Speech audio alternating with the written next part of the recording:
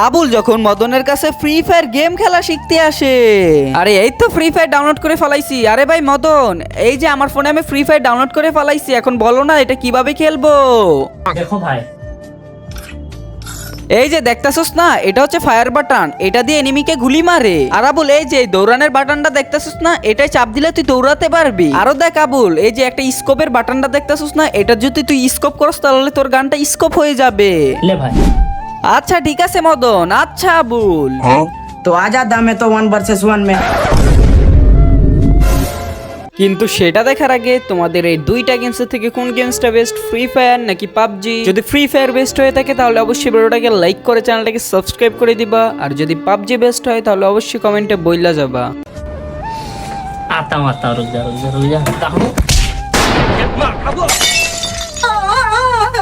कैफेर भाई की डेंजर लगो भाई।